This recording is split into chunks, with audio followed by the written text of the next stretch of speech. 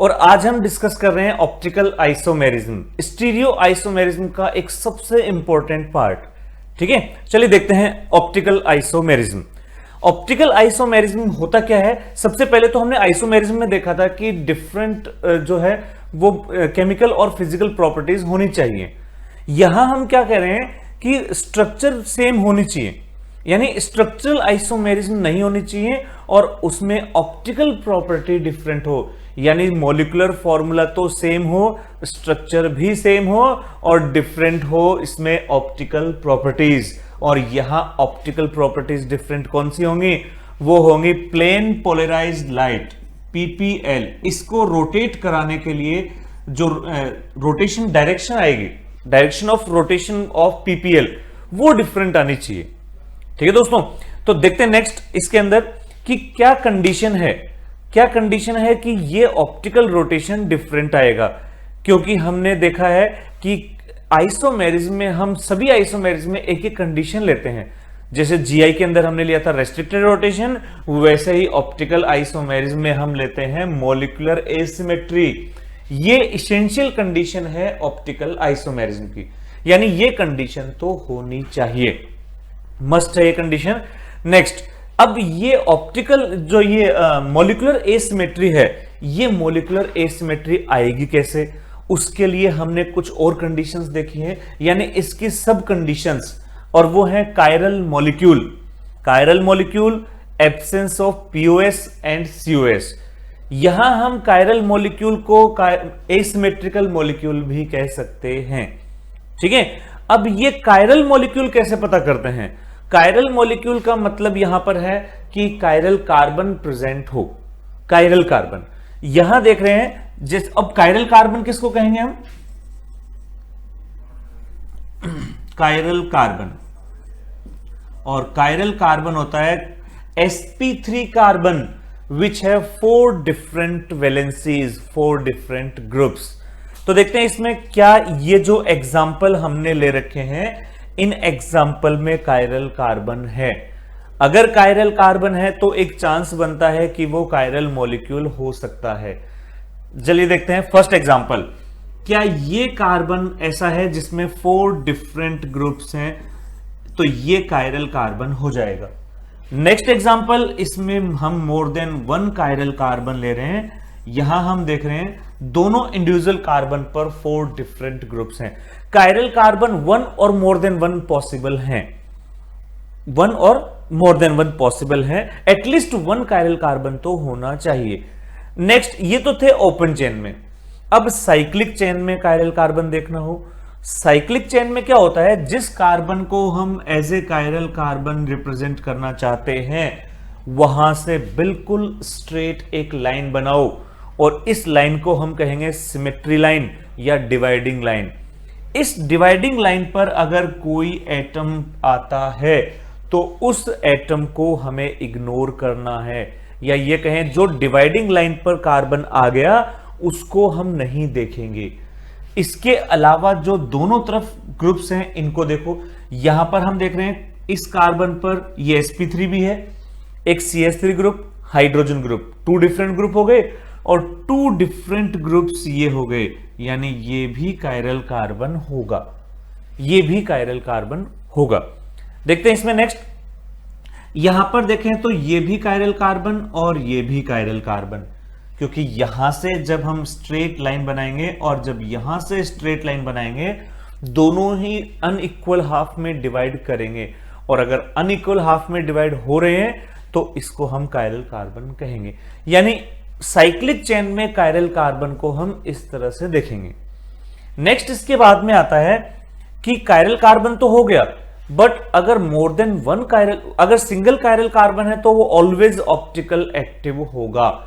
जो optical active होते हैं उनमें एटलीस्ट एक कायरल कार्बन होगा। तो यहां पर हम देखें अगर मोर देन 1 कायरल कार्बन हो तो फिर कैसे करेंगे?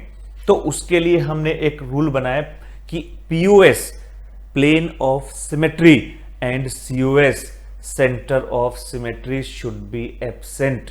अब ये POS COS क्या होते हैं? अगर हम इनकी बात करें तो plane of symmetry and centre of symmetry, just like bilateral symmetry in human body. ठीक है, and aerial symmetry in other animals. तो यहां हम देख रहे हैं, जैसे ये एग्जांपल हमने लिया, इसमें more than one chiral carbon है, ये more than one chiral carbon, और यहां से हम देखें एक इक्वल हाफ में डिवाइड करने वाली लाइन, इस लाइन को हम कहेंगे प्लेन ऑफ सिमेट्री। यानी प्लेन ऑफ सिमेट्री क्या है? जो एक मॉलिक्यूल को टू इक्वल हाफ में डिवाइड कर दे। इसके बाद नेक्स्ट एग्जांपल, अगर हम इस एग्जांपल में देखें तो यहां अगर हम इसको इक्वल हाफ में डिवाइड करना चाहें तो नहीं कर पाएंगे, क्योंकि ऊपर वाले पार्ट में जो है OH है, नीचे H है, तो ये अनइक्वल हाफ हो गई। यानी हम यहां कहेंगे यहां POS एब्सेंट है।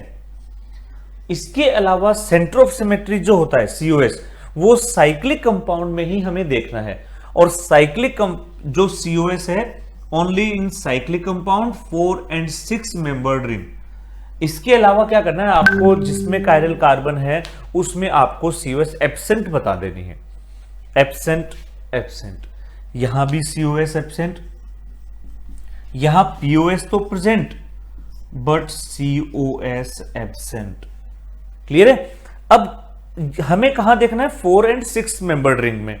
एक 4 मेंबर्ड रिंग का एक एग्जांपल हम ले रहे हैं कि कैसे इसमें COS हमें चेक करनी है।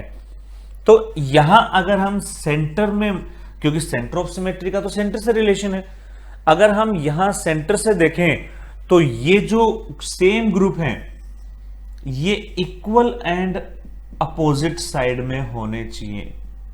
जैसे OH opposite side equal distance, CH3 centre से होते हुए वो लाइन जानी चाहिए जो हम सिमेट्रिकल लाइन बनाना चाह रहे हैं। तो COS में आपको क्या करना है?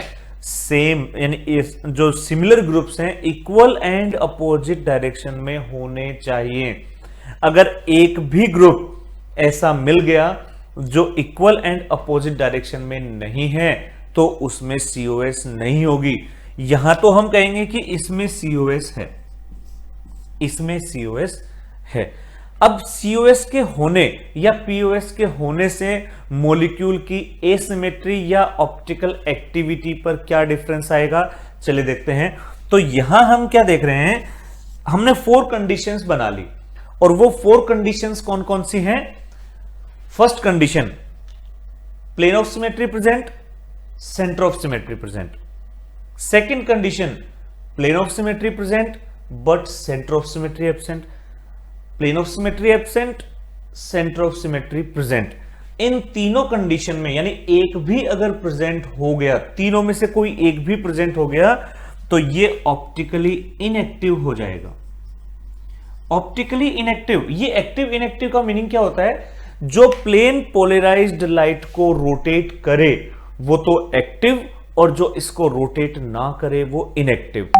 तो यहां हम देख रहे हैं कि ये इनएक्टिव होगा, ये जो है इनएक्टिव, और अगर एक भी प्रेजेंट है तो ये हो जाएगा एक्टिव। ठीक है, एक भी एब्सेंट है, सॉरी दोनों एब्सेंट हैं तो एक्टिव, और एक भी प्रेजेंट है तो इनएक्टिव। तो ये तो था इसके अंदर की कंडीशंस, या फिर ये इस तरह से कंडीशंस हमने देखी है कि कैसे हम कायरल कार्बन को देखेंगे, कायरल मॉलिक्यूल को चेक करेंगे। अब हम देखते हैं कि कायरल, इसमें अगर कायरल कार्बन है तो ये ऑप्टिकल आइसोमर्स भी होंगे, और ऑप्टिकल आइसोमर्स होंगे तो इनके डिफरेंट कॉन्फ़िगरेशंस भी होंगे। अब इनके डिफरेंट कॉन्फ़िगरेशंस क्या क्या हैं, चलिए वो